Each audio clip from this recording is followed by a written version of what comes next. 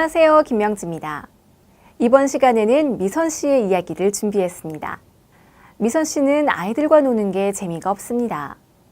아이들에게 놀이가 중요하다는 말을 많이 들어서 큰맘 먹고 아이와 놀아주려고 하지만 10분도 안 돼서 이런저런 핑계를 대며 자리에서 일어나게 됩니다.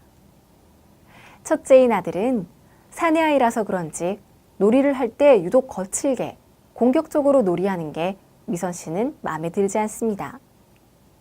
자동차 경주를 하면 그냥 곱게 가면 될 텐데 갑자기 장애물이 나타났다며 쓰러지고 다리가 무너지고 다치고 병원에 실려가고 그리고 죽고 이런 놀이가 거의 매일 반복됩니다. 평소에 싸우는 장면이 많은 만화 영화를 자주 봐서 그런가 하는 생각도 들지만 이런 놀이를 할 땐 흥분해서 달려드는 모습을 보면 기가 막히기도 하고 짜증이 나기도 해서 아우 너랑 안 놀아. 어떻게 된 게 맨날 다치고 망가지고 그러니? 라고 싸붙이곤 이렇게 시끄럽게 할 거면 나가서 놀아 라며 등 떠밀어 내보내게 됩니다. 6살짜리 딸아이와의 놀이도 재미없긴 마찬가지입니다. 여자아이답게 소꿉놀이를 좋아하는데 자기 마음대로 안 되면 짜증을 냅니다. 그렇게 하는 거 아니잖아. 엄마가 여기 있어야 하는 거잖아. 라면서 자기가 기대하는 말을 하지 않으면 토라져 버립니다. 로봇도 아니고 아이의 말에 일일이 따르고 있자면 지루하기가 이만저만이 아닙니다. 밥을 한다, 빨래를 한다, 핑계를 대며 딸아이와 놀 때도 은근슬쩍 자리를 뜨게 되죠. 도대체 우리 아이들은 왜 그렇게 노는 건지, 그런 놀이가 정말 재미있는 건지 궁금합니다. 장난감은 단어이고 놀이는 언어라는 말이 있습니다. 이는 아이들이 하는 놀이를 잘 살펴보면 아이들의 마음속 이야기를 들을 수 있다는 뜻인데요. 아이들이 자주 하는 놀이 혹은 아이가 관심 있어 하는 놀이가 무엇인지 떠올려 보시며 그 놀이를 통해 아이가 말하고자 하는 것은 무엇인지 추론해 보세요.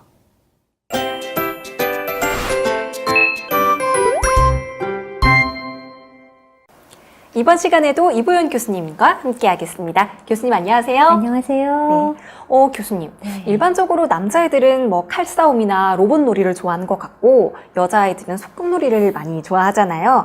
이런 놀이들에도 의미가 있는 건가요? 예, 근데 어떤 장난감을 선택해서 놀이하느냐보다 그런 장난감을 가지고 어떠한 이야기를 만들어내는가가 더 중요해요.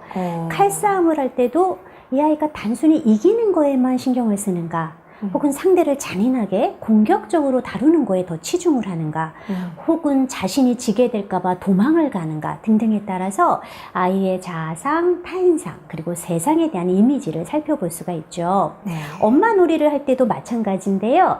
아이가 엄마 역할을 하는 걸 좋아하는지 아니면 아기 역할을 하고 싶어 하는지, 또 엄마 역할을 한다면 아이가 표현하는 엄마는 어떠한 사람인지, 이런 것들이 아이의 생각과 감정을 이해하는 데 큰 도움이 됩니다. 그렇군요. 놀이를 할 때 좀 잘 살펴봐야 될 것 같다는 생각이 드네요. 근데 연령에 따라서 아이들이 표현할 수 있는 능력도 조금씩 다를 것 같은데요. 놀이와 아이의 연령이 상관이 있을까요? 물론입니다. 놀이 역시 다른 발달과 마찬가지로요. 연령에 따라 표현하는 것이 다르기 때문에 아이들이 놀이하는 것을 보면 제 연령에 맞는 발달을 이루는지도 우리가 알아차릴 수 있어요. 특히 놀이는 아이의 인지, 언어, 정서, 사회성 발달을 보여주는 좋은 지표가 되죠. 놀이하는 동안 아이들은 자신들이 알고 있는 것을 언어나 행동을 통해 표현하게 되고요. 이걸 통해서 이 아이의 발달 그리고 모든 걸 추론할 수가 있게 됩니다.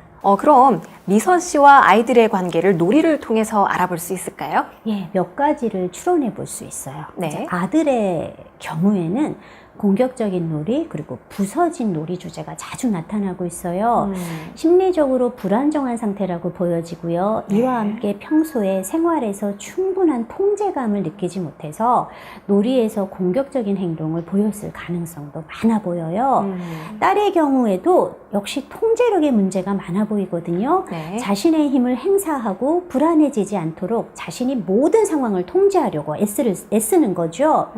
또한 6살 정도 정도의 나이가 되면 성인과 놀이할 때 함께 주거니 받거니 놀이하는 게 가능해야 되는데 일방적으로 놀이 진행을 보이고 있어요. 이렇게 놀이하게 되면 또래와 주고받으면서 보조를 맞춰서 놀이하는데 큰 어려움을 보이게 될 것입니다. 그렇다면 어떻게 도와줘야 할까요? 놀이를 통해 파악한 바를 기초로 아이들에게 안정감, 자율성, 그리고 상호 호혜성을 키워주는데 어머님은 보다 많은 노력을 기울이셔야 됩니다. 안정감은 평소에 일관적인 양육 태도를 통해서 아이에게 제공해 줄 수 있고요. 자율성은 아이들이 결정해도 되는 상황에서는 충분히 아이의 의견을 존중해주며 스스로 선택할 수 있는 기회를 주는 것으로 해결될 수 있고요. 그리고 상호 호혜성은 평소에 즐거운 대화, 놀이 많이 하면 키워줄 수 있습니다. 네, 그렇군요. 자, 그럼 영상을 보고 계신 우리 부모님들과 선생님들에게 교수님께서 당부하실 말씀이 있으시다면요? 놀이 주제에 대해서 앞서 설명했지만 그렇다고 해서 공식처럼 적용하는 것은 위험합니다. 놀이 주제가 각각의 아동에게 의미하는 바는 다를 수 있거든요. 아이들의 경험과 상황에 따라서 개인차가 있게 마련이에요. 때문에 아이들의 놀이 주제와 더불어 아이들의 개인적인 경험에 대해서도 함께 살펴보는 지혜가 필요합니다. 네, 교수님 말씀 잘 들었습니다. 교수님께서 당부하신 놀이 주제와 아이들의 경험을 꼭 기억하시길 바랍니다. 이 시간 마치도록 하겠습니다. 교수님 고맙습니다. 감사합니다.